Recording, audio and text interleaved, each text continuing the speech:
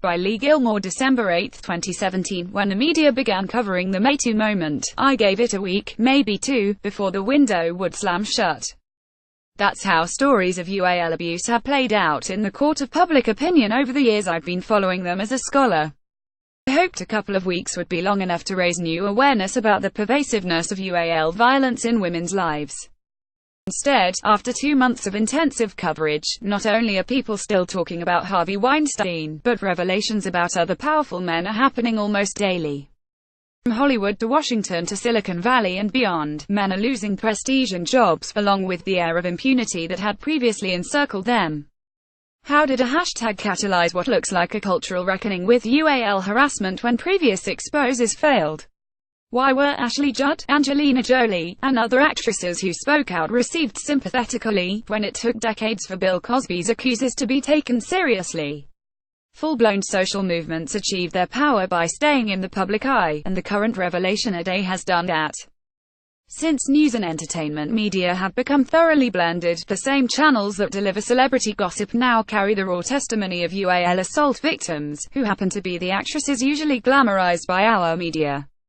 And of course millions of women have amplified the high-profile revelations with stories of their own experience, using social media to bring new visibility to a long-standing issue.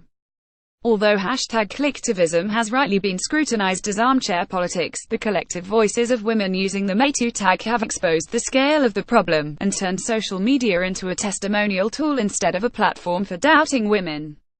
Men have long been able to deploy the he said she said tactic when accused of UAL abuse or harassment, turning doubt into a legal weapon wielded against women. Doubt is complicated by race, but it has been reliably used to discredit any particular woman, giving men an outsized ability to damage their accusers' credibility. Doubt, a systemic feature of legal and everyday ways of thinking about UAL assault allegations, represents a cultural bias against women's reliability as witnesses. This bias allows male violence to be tolerated. He said she said thrives in the presence of unequal power, unequal credibility, and unequal doubt. But the MeToo movement has clearly neutralized its effect, at least for a certain group of women. Accumulated, ongoing pain is one reason so many women began to speak up. A few days after Alyssa Milano's October 15 MeToo tweet, I was invited onto On Point with Tom Ashbrook to discuss UAL harassment. As women called in with their stories, I was struck by how many of them began, "The first time I was UAL abused."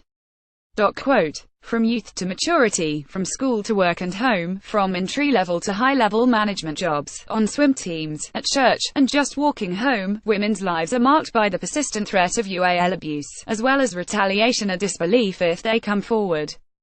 Abuse interrupts women's careers, harms our health, and shatters our faith in institutions. Ultimately, women are angry. Remember the women who poured into the streets of many cities after Donald Trump was elected president, and assembled in record numbers for the March on Washington after his inauguration? They had no explicit agenda at the time. They wanted just to show their resistance to this particular president, elected despite bragging that he enjoys usually assaulting women, who happily incited crowds to harass America's first major party female presidential candidate with jeers of "Lock her up." When Trump stalked Hillary Clinton on the debate stage and sneered, "Nasty woman," into the microphone, many women were viscerally shaken and reminded of their own experiences of harassment and intimidation. A few months ago, the dynamic remained unchanged. Abusers and harassers were availing themselves of settlements and non-disclosure agreements. They were denying charges, accusing women of lying, and redirecting blame. Now they are losing their jobs. I'm glad I was wrong about how long this story would last. But there is much more to do. Though most of the people we are hearing about, both abusers and victims, have been white celebrities or public figures, MeToo was coined by an African-American activist, Tarana Burke, in 2007. Its new life on social media reminds us that girls and women in communities of color disproportionately suffer UAL abuse. He said she said cannot be allowed to cling to women who are not in the spotlight. Feminist organizations and the media must continue to play WCOG to ensure that women don't have to be famous to be heard. That would make MeToo not just a movement, but something of a revolution for women. Leigh Gilmore is Distinguished Visiting Professor of Women's and Gender Studies at Wellesley College. Her new book is Tainted Witness: Why We Doubt What Women Say About Their Lives. Send comments to magazine@globe.com. Follow us on Twitter @BostonGlobeMag.